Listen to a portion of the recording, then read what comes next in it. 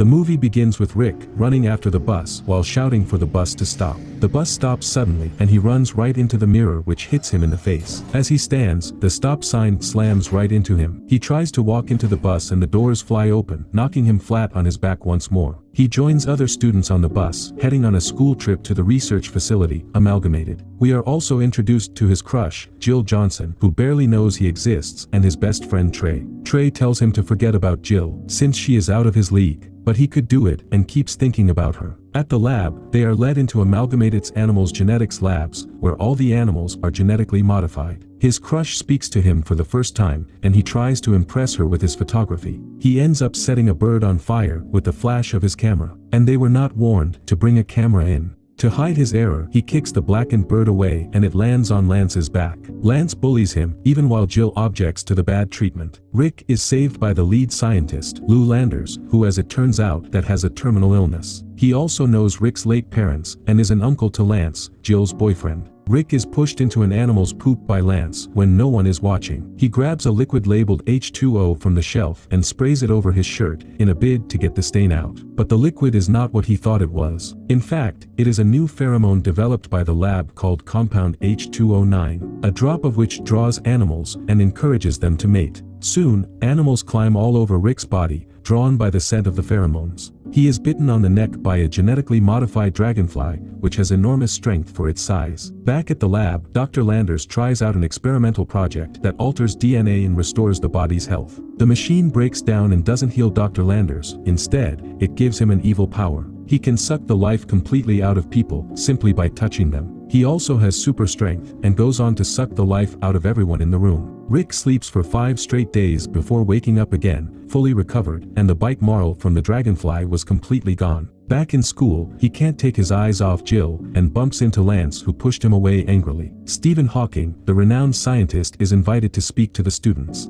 He laments about having to sit in a wheelchair for most of his life, and as he complains a lot, the students do not listen to him. Rick wants to talk to Jill badly. He walks off to the corner and places his hand on the washer. His hand gets stuck on the smooth exterior of the washer. He forced his right hand off and watches the tiny hooks that had spouted out of his palm. He doesn't understand, and on forcing the left hand, he pulls the dishwasher off the wall and smacks it right onto the back of Lance, flattening him. Lance gets off the ground and starts throwing punches, which he dodges expertly, until one punch lands on his face and he runs into a fat man. His hand rests on a man's shirt and trousers, and as he pulls his hands away, he pulls off the man's clothes. He manages to extricate himself and try to escape, but this time, he knocks over Stephen Hawking's wheelchair, and the invalid was vaulted into the bee box. All the bees are released and buzz about the area, chasing everybody. He leaves the school and tries to practice climbing a wall with his bare hands. It works perfectly and he enjoys himself, dancing up on the wall. We see a truck loses its brakes and was going to run a woman over, but Rick runs over quickly, nudges the woman out of the way, then stops the truck with his body. People gather to congratulate him and call him a hero. He excuses himself, rushing away from the crowd. He rushes home, while his uncle and Trey are hanging a wall cabinet. His uncle shoots a nail at him in error, and Rick dogged expertly, catching the nail easily. He is surprised, and Rick tries to explain it to him. His uncle stabs him with a knife to see if he was telling the truth. The blade bends without penetrating the body. He is surprised, but his words annoy Rick, who is sad that his uncle doesn't understand him. Rick storms out of the house with his late father's ring, stating that his uncle doesn't understand him. He thinks about the night his parents died, blaming himself for what he did. The night when he tried to help and caused more harm. It was that night. While dying, his father gave him his ring and asked him to go be a hero.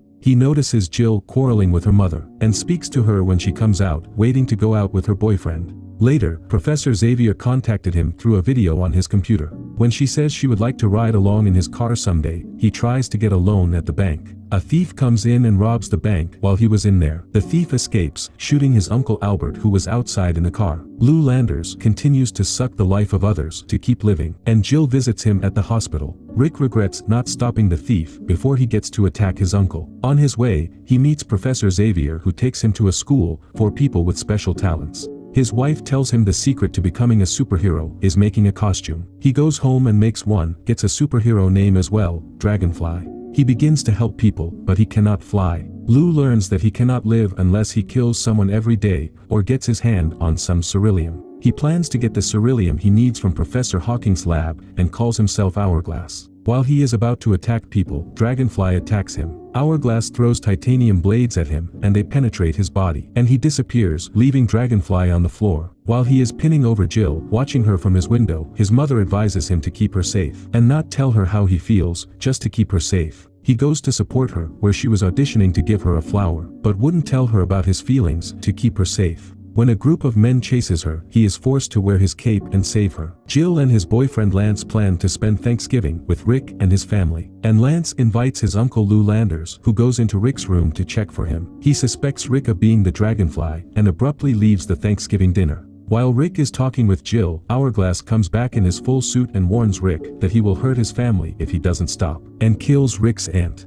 After the burial, he tells Jill he can't be with her, in a bid to make her leave so she won't be hurt. And he doesn't want to be the Dragonfly anymore. He sits at home, eating junk food and feeling sorry for himself. His uncle and Trey advise him to keep people safe from Hourglass, who plans to kill a lot of people. The Hourglass needs to kill thousands of people in one location, and they find out an award ceremony is scheduled to host on the same day, where there will be exactly 1,000 people. Rick's uncle Albert drives him and his friend to the location, and they try to find the Hourglass. He is on the location, but there was no way of knowing who he is exactly. So Rick asks Lou Landers for help, as he is also there to get an award. Lou Landers convinces him that the Dalai Lama is the Hourglass, and Dragonfly gets to work immediately, trying to force a confession out of him by slamming his head onto the podium. Suddenly, everyone begins to fight each other, and Hourglass takes the opportunity to escape. Jill discovers that Lou Landers is the Hourglass, and calls out. Rick chases after him, and Hourglass blows up a portion of a building. It falls on Dragonfly, who is pinned to the ground and helpless. While he is lying helpless on the ground, Hourglass throws a titanium blade at him, trying to kill him. Jill jumps in front of the blade, and it cuts into her stomach. The Dragonfly forces himself to get up so he could help the girl he loves. Jill is dying, just like his aunt, and he doesn't believe that he can stop the Hourglass.